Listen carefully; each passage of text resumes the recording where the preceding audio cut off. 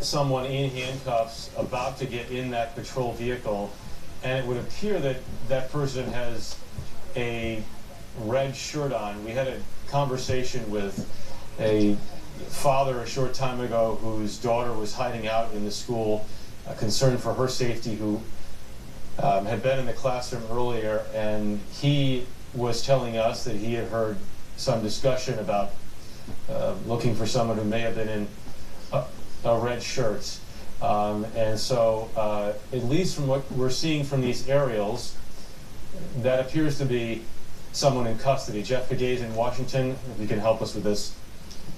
Well, the way you describe that is that's an accurate description of what's going on there, Jeff. It looks like they are either searching this person. It looks like his hands are behind his back, and that is usually the protocol that they use before they put someone in a police cruiser. So I suspect that's what will be happening next.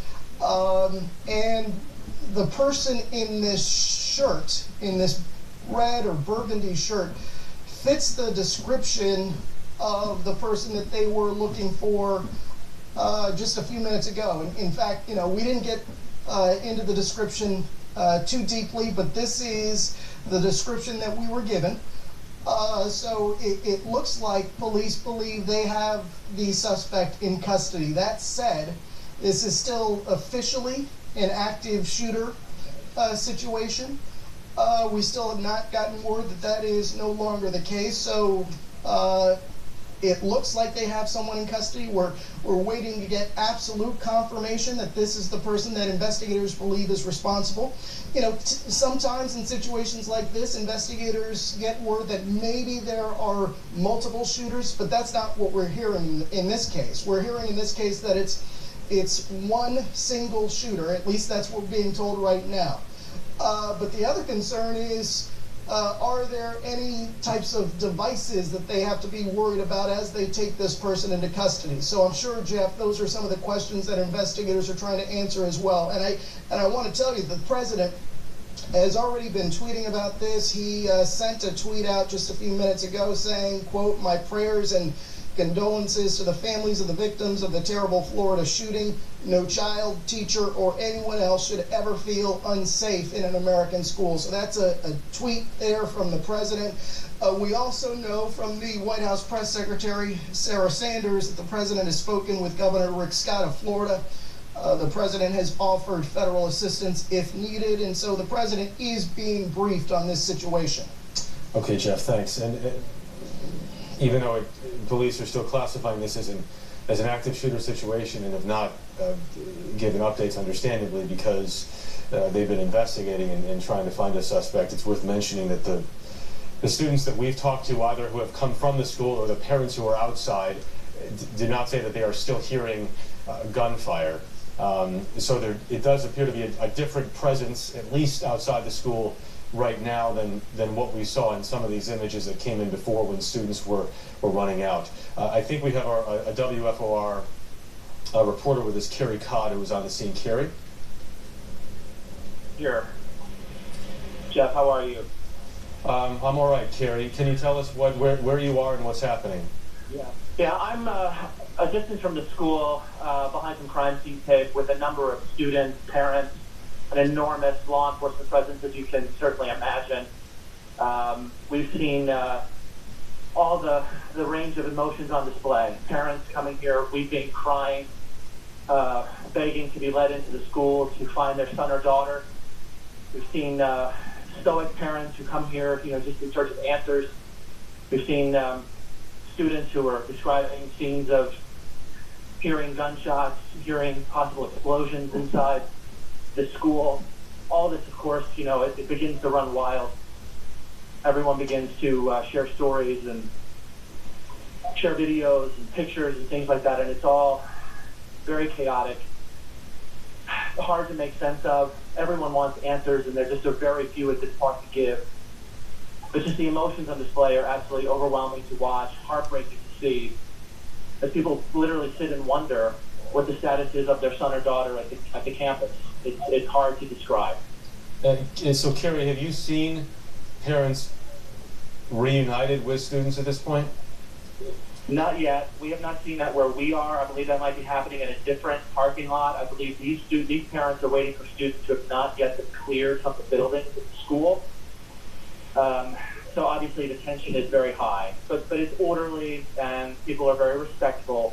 I think that people are unfortunately a bit used to these kinds of situations, certainly not here, but just across the country.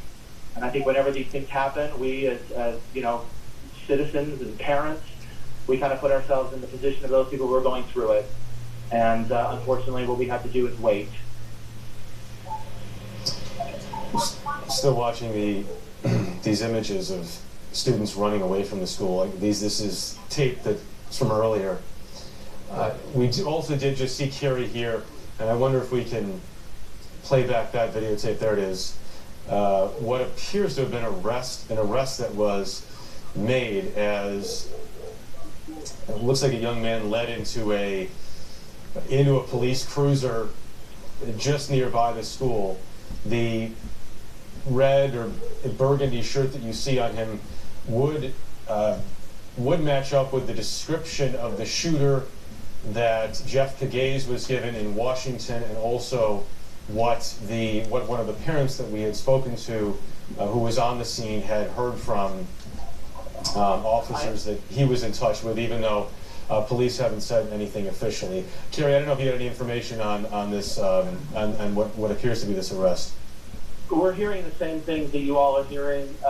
We do not have an identity as of yet. There's a lot of speculation amongst the students about who might be responsible for this, but obviously, without any confirmation, we can't report that. But certainly there is a lot of talk around the campus about what might have gone down and who might be behind it. Even some particulars about a potential person, but again, until we know for sure, it's hard to get that information out there. But some of the stories that we're hearing of, one woman who said that she got a phone call from her son saying that, "Mom, I'm okay. One of the teachers shielded me from the gunfire." And these are the kinds of stories we hear at these moments. And it's our job to try and ferret those details out and figure out, what exactly is the truth and what exactly did unfold. Jeff, thank you very much. Back to you. All right, Carrie, thanks very much from WFOR as you wait with parents who hopefully will be reunited with their children and these students very, very soon. I think we have some cell phone video that was taken inside a classroom that we now have able to show you. Maybe we can take a look at that.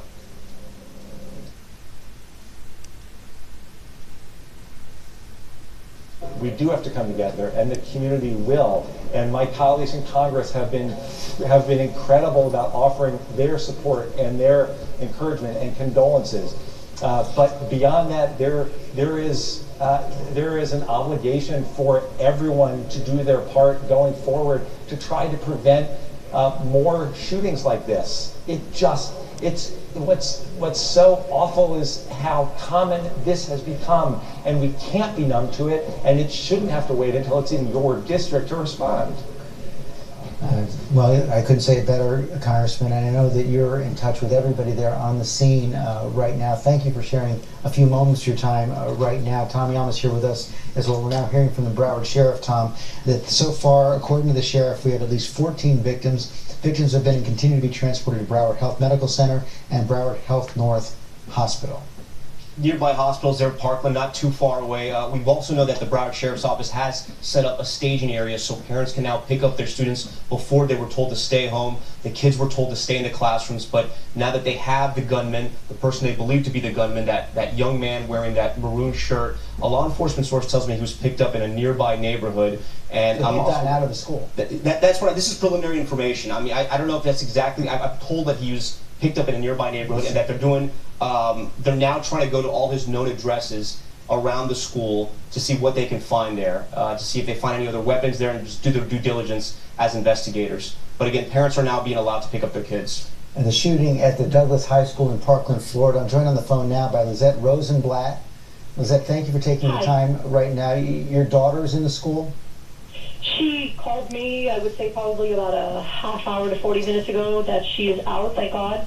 There was 20, 30 minutes where I didn't hear from her, which was absolutely nerve-wracking. Her best friend, who happens to be our neighbor, is still inside. Still inside the school? Yeah, well, I'm checking my text right now, and as of 4:02 p.m., she was telling me, I think we're being evacuated soon, but that's what I thought 45 minutes ago. I'm in room 722. She says, we heard the fire alarm, and we all were evacuated at first, but we saw the police running with guns and gunshots, and people were screaming, so we ran back inside. That's from my neighbor, who's 15. What more were you able to learn from your daughter? My daughter texted us, I don't even know the times anymore, sometime around 2:30 or so, and I unfortunately had missed the call and the text. She texted my husband, and he was home, thank goodness, and she said there was a shooter in the school. He told her to remain calm, and everything was going to be fine. He hung up with her. He called the school to verify, and unfortunately it was confirmed, so he just took off in his car. He went over there. Obviously he couldn't get in, he didn't get to the school, but in the area, he parked by a gas station and started walking over there. She, in the meantime, was texting me. She was telling me, she said she was fine, that she was hiding, and she just kept begging me to please call the police because she was hearing somebody crying out for help. She says she could hear the person. When I finally spoke to her, she actually called me, says it was a Spanish-speaking student, and that he was just crying, and she could hear that calling out. So she was so worried. And all I could say, I texted her, everything's going to be fine. I promise you, I'm going to call the police. Just keep hiding. So I hung up with her, and I did call 911. I gave them, the details that I had.